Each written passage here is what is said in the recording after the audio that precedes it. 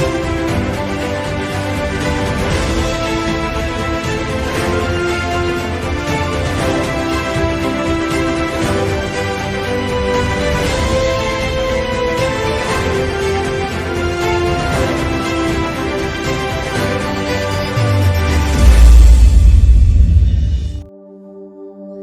saudara, kita bertemu lagi.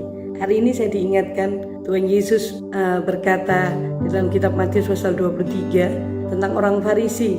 Nah saudara, Tuhan Yesus berkata begini, sebab itu turutilah dan lakukanlah segala sesuatu yang mereka ajarkan kepadamu, tetapi janganlah engkau menuruti perbuatan-perbuatan mereka, karena mereka itu mengajarkannya tetapi tidak melakukannya.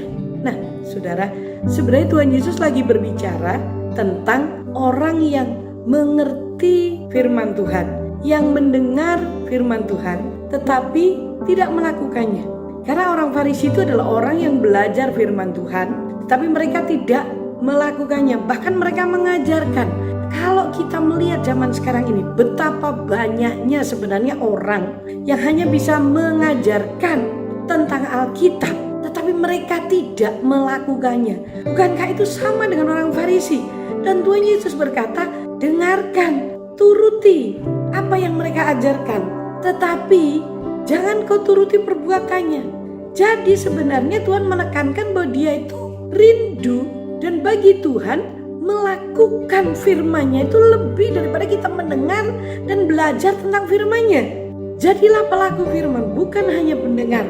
Karena seorang pendengar yang tidak melakukannya akan dianggap bodoh oleh firman Tuhan. Matius pasal 7 berkata, setiap orang yang mendengar perkataanku dan tidak melakukannya, dia diumpamakan seorang yang membangun rumah di atas pasir dan dianggap bodoh, kalau bahasa Jawanya gemblong. Saudara, Tuhan hanya menginginkan bahwa saudara dan saya menjadi pelaku firman, bukan pendengar. Semua orang bisa mendengar, semua orang bisa membaca, tetapi Tuhan menginginkan saudara dan saya menjadi pelaku. Karena ketika saudara dan saya melakukan firman, itu firman itu meresap dalam hidup kita. Apa yang kita alami, apa yang kita rasakan, itu yang kita lakukan. Nah percayalah saudaraku, ketika saudara dan saya menjadi pelaku firman, maka saudara dan saya akan terhindar dari kemunafikan. Karena orang Farisi itu munafik saudara. Mereka hanya bisa ngomong, mereka nuturi orang, mereka berbicara kepada orang, oh kamu harus mengasihi, kamu harus mengampuni, tapi dia sendiri tidak mengasihi dan tidak mengampuni. Tapi Tuhan inginkan saudara dan saya menjadi pelaku firman. Karena ketika saudara dan saya menjadi pelaku firman, kuasa firman membungkus hidup saudara dan saya. Yuk, pagi hari ini kita bersemangat untuk menjadi pelaku firman. Kalau Tuhan berkata beri, beri saja. Kalau Tuhan berkata ampuni, ampuni saja. Gak usah mikir panjang bagaimana efeknya. Sekarang kita harus menjadi pelaku firman. Jangan menjadi pendengar, karena jangan sampai kita digolongkan oleh orang seperti orang Farisi. Karena orang Farisi saya tahu tidak mendapat bagian dalam kerajaan surga kecuali mereka berbalik dan menjadi pelaku firman. Nah saudara, yuk saya ingin berdoa supaya hari ini saudara menjadi pelaku firman di mana saja saudara berada. Di kantor, di toko, di pasar, di sawah, di mana saja. Mari kita menjadi pelaku firman.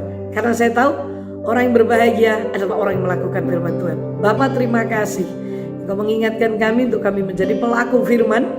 Karena kami tahu ketika kami melakukan firman-Mu, kuasa surga itu akan turun atas hidup kami, membungkus hidup kami, membuat kami kuat, dan kami akan berkemenangan.